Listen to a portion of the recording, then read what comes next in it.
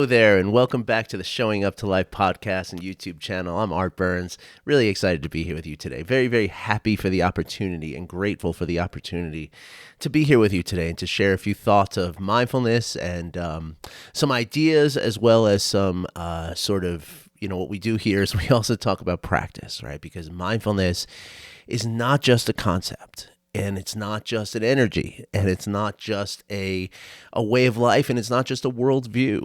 It is all of these things, but most importantly, and first and foremost, it is a practice.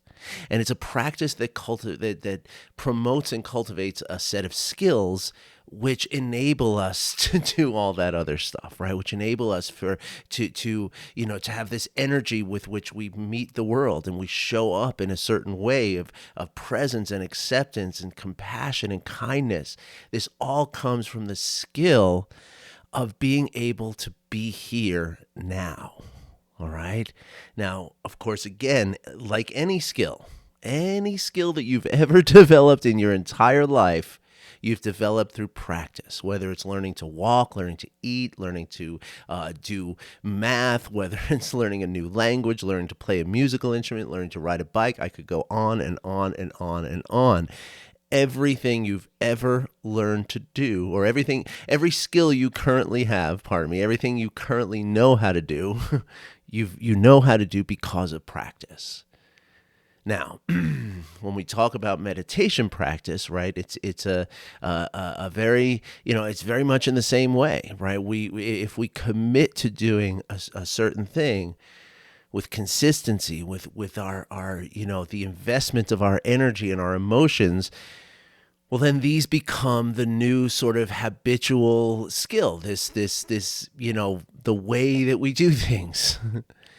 And so I'm here to talk about a specific area of this today.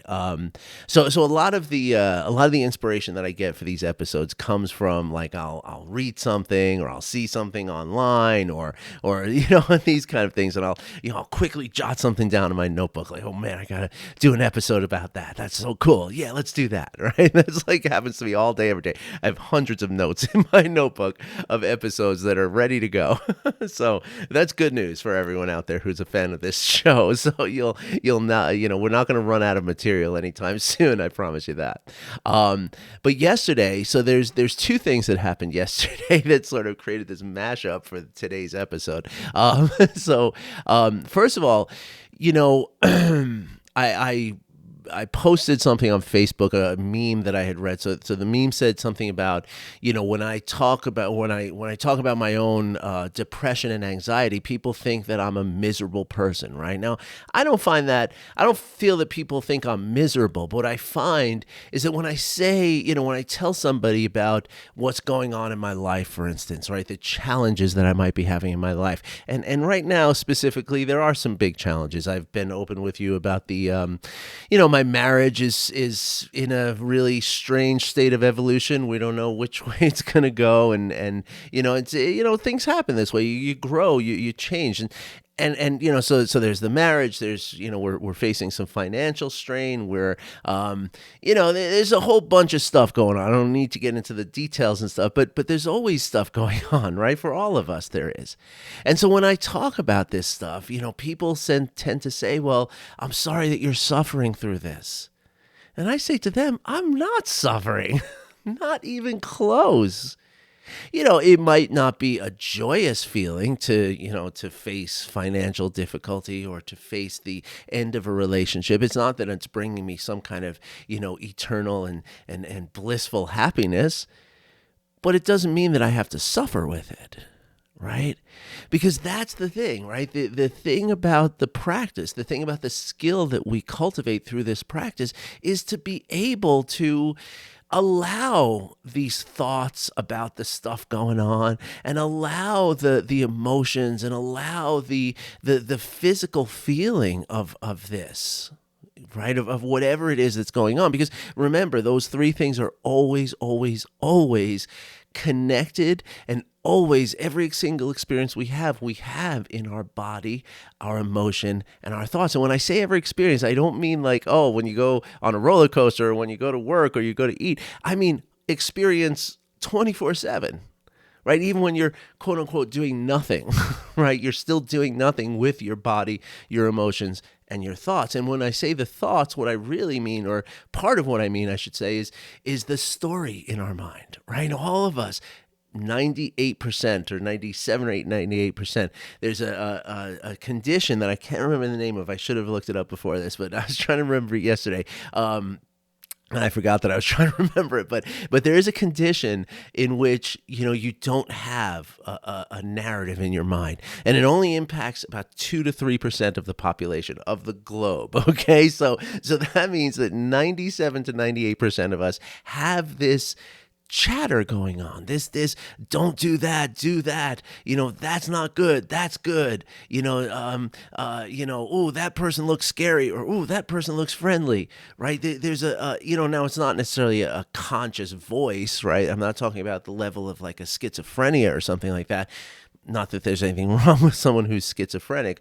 I think that's just a version of the mind, right? I don't think that's bad, and I don't think being not schizophrenic is good. I think it's just the way things unfold for people, right?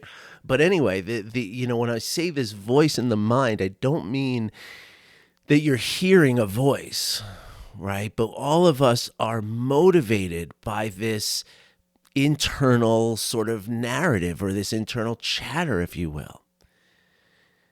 And when we do meditation, right, and specifically now, one of my specialties is working with people with informal meditation practices, right? Because I work with people who are, very busy. I work with people who have chronic stress, right? So anybody who has chronic stress has factors in their life that make it hard to sit there for 20 minutes with their eyes closed and do anything like that.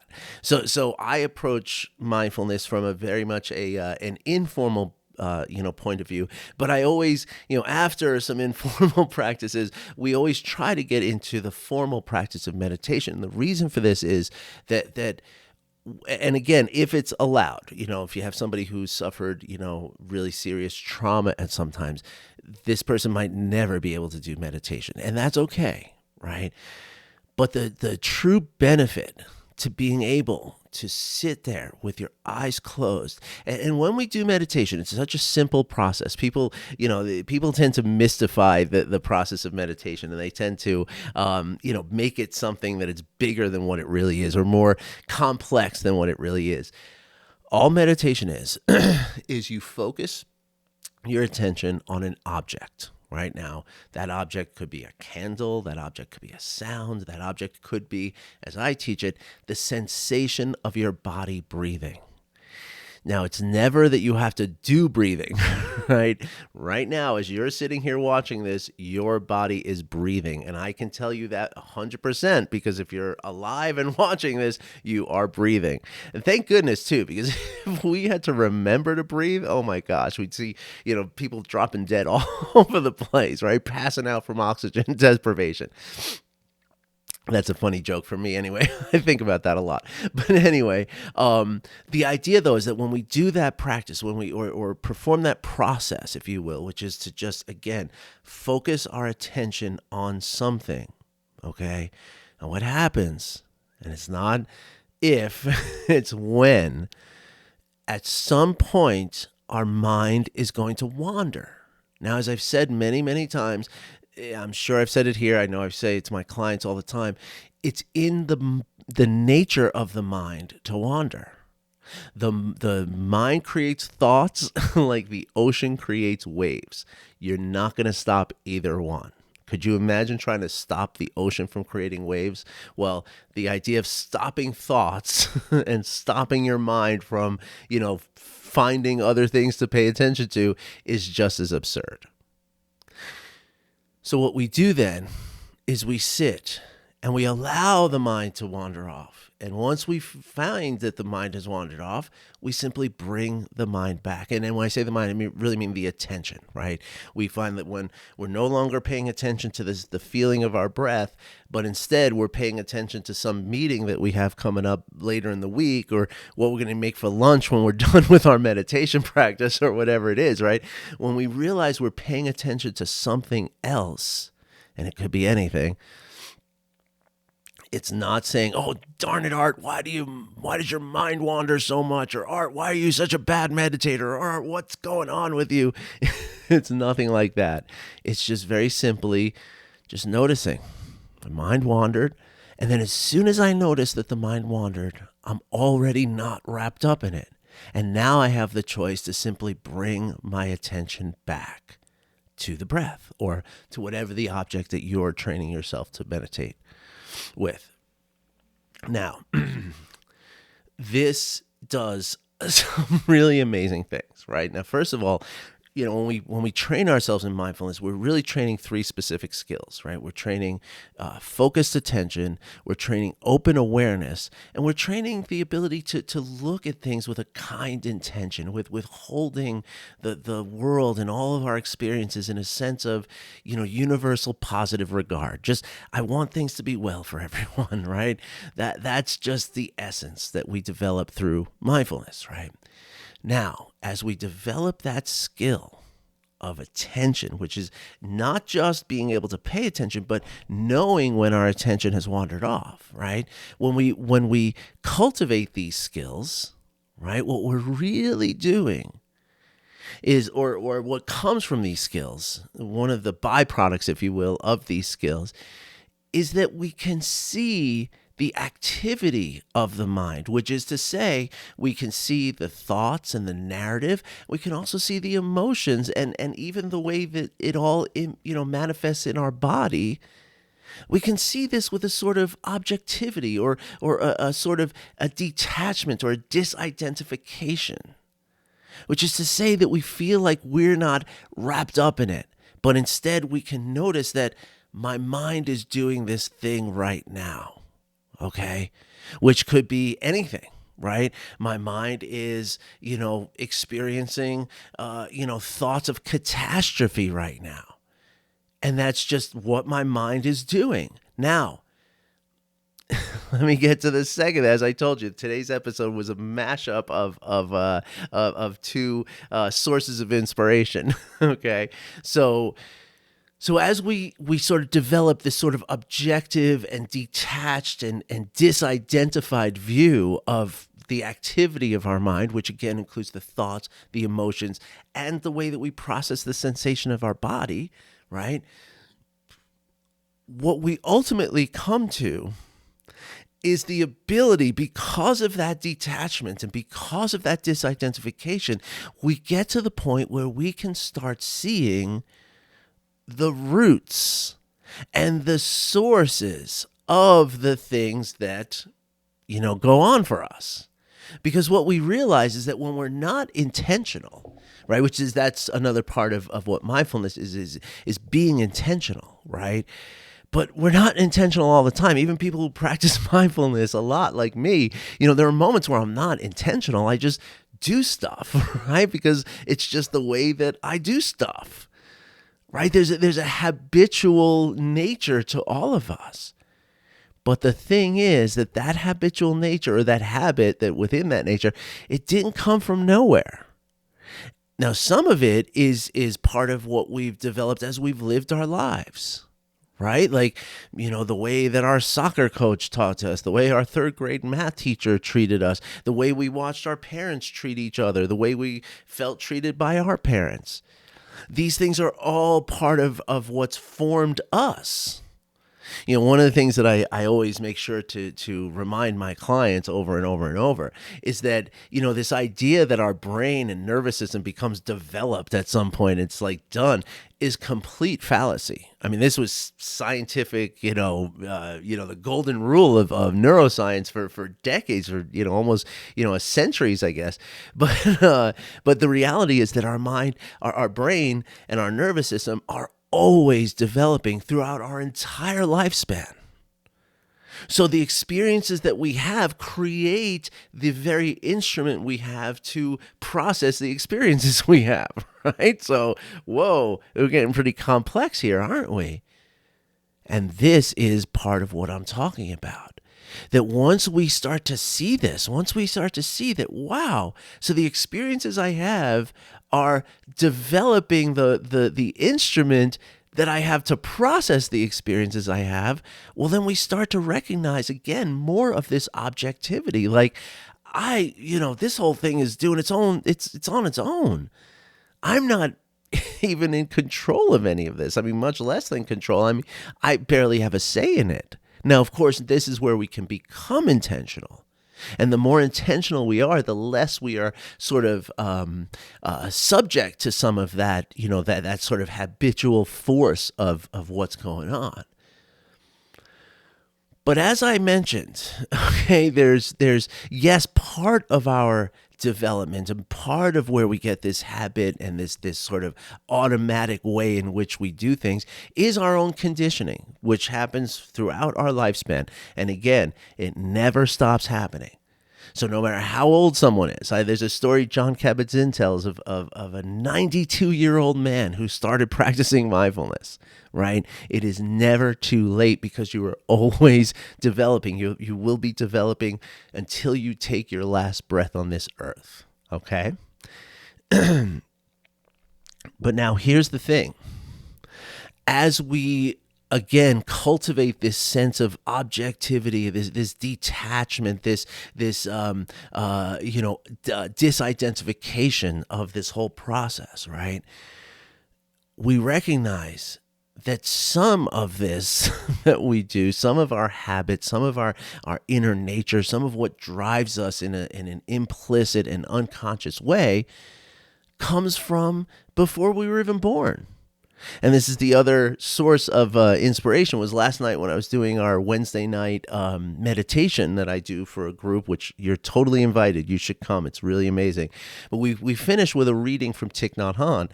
And last night the reading was about seeds, right? Which is not to say the seeds that a tree grows from. However, I think it is the same, right? But what he's talking about is how the ancestors, our ancestors, your ancestors, my ancestors, are the seeds for much of this habitual nature that we have, or much of what drives us habitually, right? Which is to say, and he goes on, basically he's talking about generational trauma, right? But he goes on to say that our ancestors are in every cell of our body, right? Yes, on a genetic level, but also on an epigenetic level, right? How your father lived, or even more so how your grandfather lived, determines the epigenetic cellular way in which your body responds to things. It's just the way it is, folks. It's just the way it is. And so as we go through things and as we notice ourselves in these, again, when we see it as an objective, disidentified thing, like, wow, my mind is experiencing this turmoil and as a result, my body's experiencing anger. And as a result of the anger, I'm tense. When we start looking at it that way, it's almost like a third person kind of thing. Well, then we get to the point where we can start recognizing some of these roots, or as Thich Nhat Hanh calls them, the seeds. And we can recognize that some of this is not just my math teacher that I experienced and my Cub Scout counselor or whatever it is. I didn't do Cub Scouts. Any of this stuff, right? We recognize that it's not just what happened to me in this lifetime, but it's also what happened to my father, my grandfather, my great-grandfather, my mother, my grandmother, my great-grandmother, and greats and greats and greats and greats and greats, because it really is an unending chain of experiences. Now, this opens us up to a lot of really important stuff, because sometimes we might feel resentful. I'm laughing because you've heard me talk about my childhood, right? And my parents, oftentimes I look back and I'm like, you know what? Parents should have to be licensed. And my parents would not have been given a license, which would have been fine, except then I wouldn't be here, right? So it can't be all negative. Right? It can't be all like blaming or we also, I should say it this way, we come to the understanding, because that's what this is all about, is a deeper understanding of what's happening, right? Which we can only have that deeper understanding with that detached, disidentified view of it. When we're wrapped up in it, we can't see. It's like being tumbled around in an ocean wave, right? You don't know which way is up. Water's up your nose, and you think you're gonna you don't know what's gonna happen, right? And so the idea then is that as we develop this detached and or unattached, let's say, and disentangled and disidentified view, we start to recognize that again that this is not, it's not just. I'm sorry, I was talking about blame. Pardon me. I was trying to fish in my mind for what are you talking about, but I got it. When we do this, we start to recognize that even those people that we're looking at, right? Like, okay, my father did this, that, and the other thing, right? Well, my father was subject to the same thing that I'm talking about here. And more importantly, and this is sometimes when I get resentful for like, how did my father not figure this out, right? Like I'm figuring it out. How did he not figure it out? How did he not see that there was something wrong with all this the way that I've been able to see that there's something wrong with all this? Well, that's where, and I was reflecting on this last night, actually, and that's where we have to remember that, each of us, we have two separate lines of ancestry, right? You have your father's genes and cellular and epigenetic, learning and development, and then you have your mother's. Now, for you and for me, mom and dad are completely attached. They're the sources of me. But it's important to remember that mom and dad don't cross over, right? Like mom's ancestry gave her something and dad's ancestry gave him a different thing. And so just because I am a mixture of these two doesn't mean that either of them had any crossover at all. I don't know if that's making sense to you, but ultimately what that means is that I can look at my father and say, potentially the reason that he couldn't see what was going on is because he didn't have that same wisdom that I have that came from my mother's line, or not wisdom, but just wisdom in the sense of knowledge and understanding and experience, right? And so that's really important to recognize that each of us is a very unique blend of all of this.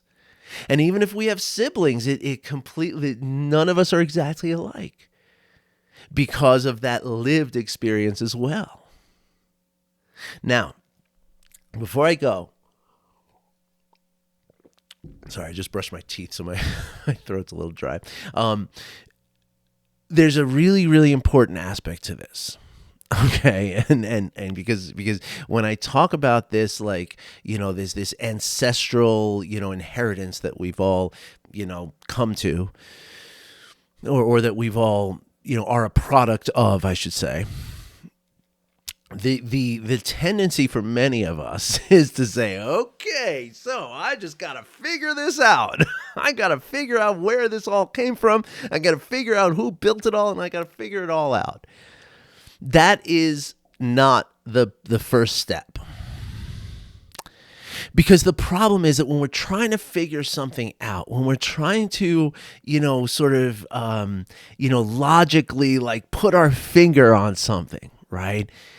It's important to recognize that storytelling mind is the thing that's trying to figure it out. You're using the instrument to figure the instrument out. Right? Which is the same thing I was saying before, which is just in the inverse, I suppose, right? So it's very important to not try to figure it out, and instead allow the intuition to arise. Now, intuition is knowledge. Intuition is understanding. But it does not come from the thoughts. Intuition is something that is deeply embodied.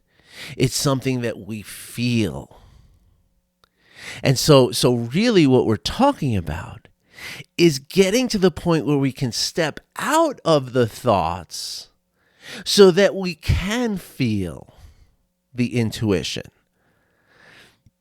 And once that starts to happen, then we effortlessly and just naturally and unavoidably make these connections. We start to see every time this thing happens, I go through this experience. I'll just share a really quick personal example for you. Okay. As I say, as I mentioned just a little while ago, I used to have a very high paying job. I had a really, big time career, and then I got out of that and I opened my own restaurant, and I have been used to having a lot of money around me all the time, right? And now, technically my family is living below the poverty line, technically, right? We've gone through our savings. We don't have anything left. It's just we're just doing it. And so this work has not, materialized into that sort of level yet in which I can support, it can support the lifestyle that we were used to, which is fine too. That needed to change. We don't need all the junk that we had, and that's part of the learning and discovery. Also part of maybe what's going on between my wife and me. But anyway, that's a separate story.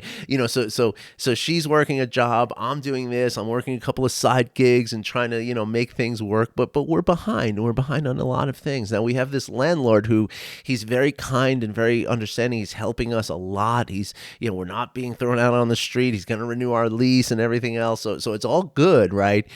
But he's a dot the I, cross the T kind of guy.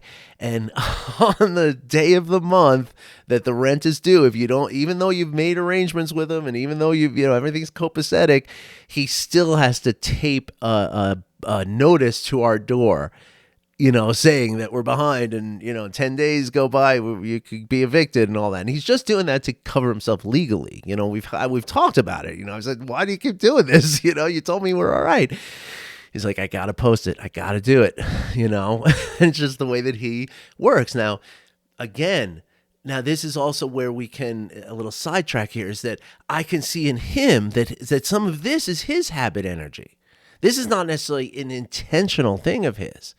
This comes from his lived experience as well as from his father's lived experience and his mother's lived experiences and his grandfathers and great-grandfathers and all that, all down the line, is all inherent with his decision to do the thing that he does, even though I don't agree with it, and even though it kind of triggers me, because that's the thing.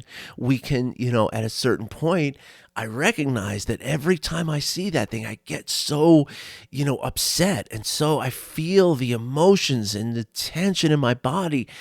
And then I realize that I start catastrophizing, and my mind starts coming up with these ideas and these stories and this narrative that everything is horrible and you're such a loser and how did you get to be so horrible and everybody hates you and you're just a terrible human being, right? I'm laughing because it's not quite that bad, but it's close, right? If I let it go, it'll get there. But in the ability to detach from it, in the ability to see it as a disidentified thing. It's not Art who is thinking these thoughts. It's Art's brain and nervous system that is creating these thoughts because of an event that has triggered all of this. And that's when I can back up and I can say, holy moly, holy guacamole.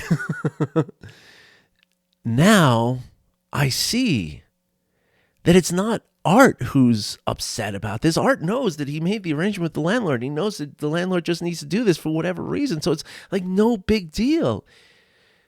But for Art's, not for Art in his intuitive and core, being, but rather that part of Art that is the thoughts, the emotions, and the body feelings, the tension and the sensations of the body, the state of the body, if you will.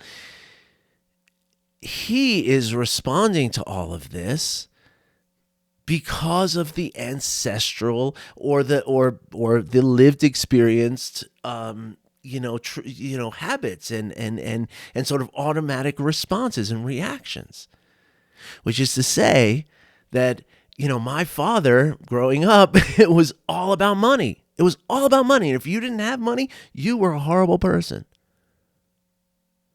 So there it is. But now it's very easy for me to say, oh, I hate that son of a Like, oh man, how did he do this to me? How did he create all this in me? This is horrible. And of course, it's not just him. It's also things that happen with my mother. But that's where I can also step back. And when I practice empathy and kindness and compassion, which is essentially the same skills, in an external interpersonal experience rather than an internal intrapersonal experience, right? In other words, kindness is like non-judging awareness for other people, in a sense, yeah? So as I cultivate this and as I practice and habitually see things with kindness, compassion, and empathy, not necessarily in that order. Usually it's empathy, kindness, and compassion, or empathy, compassion, and kindness. It depends. It doesn't really have to be one or the other. But once I can, when I dwell in that, as I cultivate those skills and that habit of empathy, kindness, and compassion, I then am open to see that it's not just my father and it's not just my mother. Whatever they contributed to this is part of what they lived through, part of what their parents gave to them and their great-grandparents gave to them. And that's where we start to see that it's just this, there's no sense in blame. There's no sense in feeling resentment for them. Because all that does is, really that the source of that is the same thing that we're talking about, right? Like the reason you feel resentment is because of the way that you've been formed throughout your lived experience and through their lived experience, right? Not everybody has that response. You have that. I have that response because of the way that, maybe there's something in my mother that I always have to blame, right? Again, the point is though that we're not, becoming a detective and trying to figure it out with our thoughts. Because if we do that, we're just contributing to the same exact, thing that we're trying to get out of, right? And so it's like Michael Corleone, right? As soon as I thought I was out, they pulled me back in, right? The thoughts can do that to us. So it's very important not to try to figure it out, but instead allowing the understanding to arise naturally without effort. All right, everybody. I hope you enjoyed that. I hope this was helpful. I really am so grateful for you to be out there to listen to this because I really do enjoy doing these podcasts and episodes again. It's really, I know we were away for a while, but it's really great to be back. So anyway, on YouTube, and I know hardly anybody's even listening at this point, but on YouTube, please like, subscribe, share, comment, do all those things that'll boost the algorithm. On the podcast side, if you can find a way to rate it, or by the way, I only have like 3 reviews. I think I said this the other day. 3 reviews on Apple Podcasts, and they're all like at least 3 years old. So come on, folks, give me a little love. All right. All right, everybody. I'll be back again. Tomorrow is Casual Friday, so we'll be back for some work kind of talk tomorrow. All right, everybody. Have a great day. I wish you well, and sit with some of this, okay? But really, just remember that all these words, right? The whole thing rests on the ability to sit, to allow the mind to wander, and to bring the attention back once it has wandered. That's the whole thing. If you just do that, all of these words will become your words. It'll just sort of arise and naturally, you'll be able to do all, you'll be able to come up with these thoughts yourself instead of having me tell you about them. All right. I hope that makes sense. All right, everybody. Thanks again for watching. Thank you for listening. I wish you well. I'll be back again tomorrow. Bye-bye.